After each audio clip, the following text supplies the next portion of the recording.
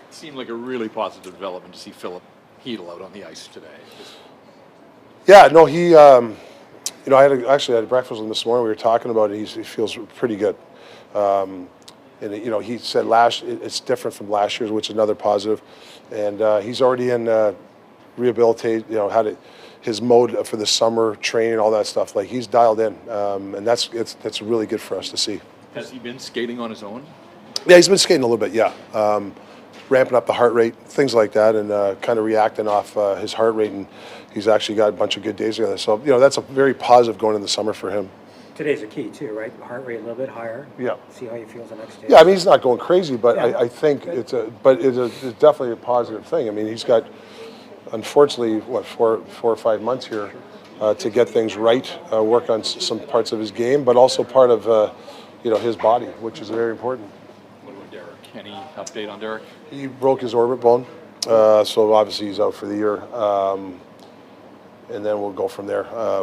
It's a tough loss for us. And, you don't want a guy like that starting the summer like that. He's a big part of our team. Does that make it harder to digest? There's been a report that there's no supplemental discipline at all. Yeah, I mean, listen, it's it's tough to swallow. You don't want one of my players, or even when I played, a guy that broke his orbit bone, and it's just very unfortunate. Yeah. I mean, there is that code, right? I mean, once the guys are tied up, you're not supposed to.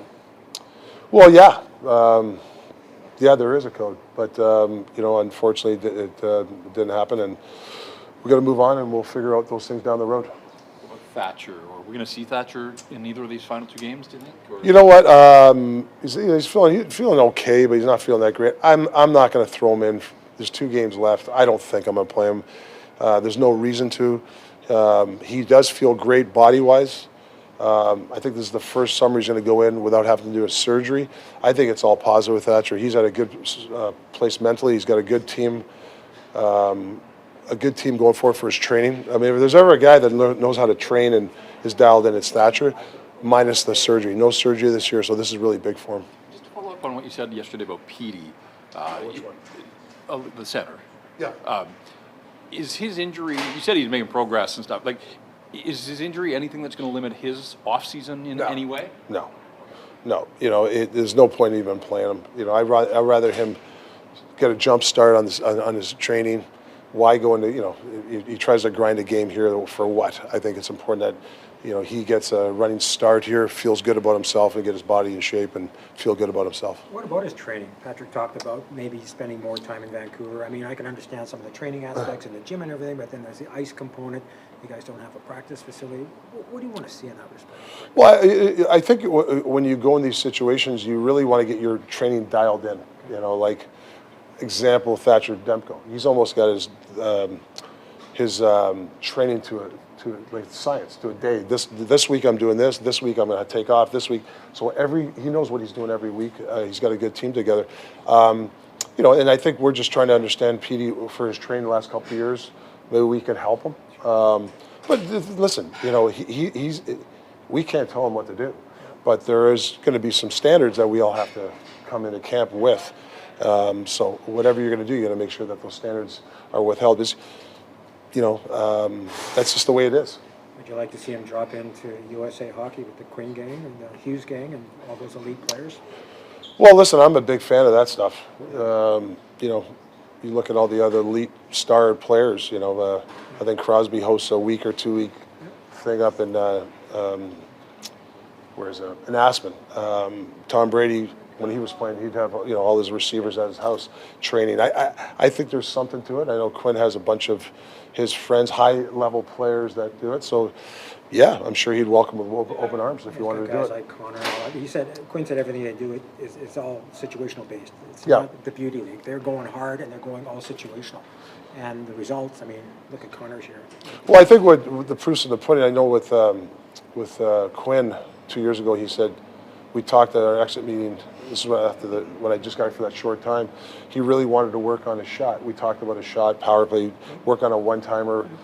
And obviously, the last couple of years, his shot is, I bet you it's probably 10 to 12 miles faster, and he's scored some hell of a goal. So he's put the time and effort to work on that, and now he's going to work on some other things. I think you have to have goals. I don't care if you're what kind of player you are. I think you have to have goals to try to attain. But he has said some of the stuff he learned was at USA Hockey, like his elusiveness in the offensive zone. Not Well, just I a think, juke move, but, you know. yeah, I think he's got a gift, but he also works at his gift. I mean, he can turn on a dime. I mean, if you watch him before a game, he's doing those turns. He does 10, 12 reps of those things. He's got, you know, that's his routine. So yeah, no, he's put a lot of work in to get to where he is. With Forbort out, like, is Mizey ready to go? Can he step in and play more? You know, Mizey's still a little banged up. Like he would play if the circumstances, but I don't want to play him for the sake of play him. So we'll probably just call up a guy up. I know, yeah. But you know what? It's I want to see. It's okay. I think at this point in time, it's okay to get guys called up. Get a taste. Mules getting called up. You know, whoever we call up here, one of the defensemen, get a game, maybe two, and see what they got. I think it's good to give them a taste. Would you bring up a veteran like Wolanin, or would you give a guy like Lou a chance just to? Yeah, that's a good question. I think we'll talk as a group. We always meet after practice, and we'll go. You know, whether we go the young route or whatever like that. If Demko is not going to play the last 2 games, is there an opportunity for Tocchet to get in on one of these two? Yeah, we're going to talk about it. I think it's important. Lanks has done a great job for me, and you know, Lanks wants to play. You know, so it's not like, you know, but I could split those guys up for sure. That's something that we can talk about. And with Tocchet, like, what is the messaging? Because you brought him up in the playoffs last year. You brought him up, like, just is it try and show what you can do at the NHL level, or what's kind of the messaging there? Well, I think he's a big goalie, so there's something there. You know, I think last year he knows that he's got to, you know, the work ethic's got to get a little bit higher.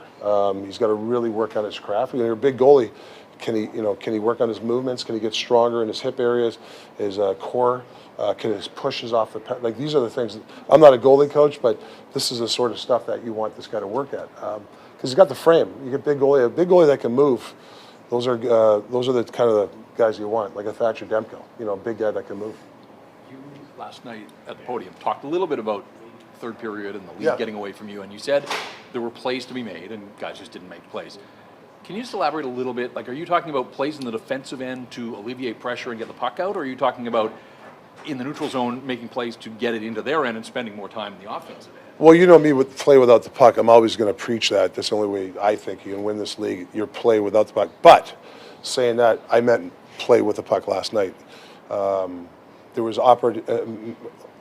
ample opportunities to get the puck in the neutral zone, catch it, skate with it, and make a play. We chipped it away, or you know, and that's you know, that's something that we just as coaches got to keep pounding. You know, we did a video today. I know it's only 2 games left, and I said, hey, we're going to keep pounding this in you guys, that you got to be able to make a play under pressure.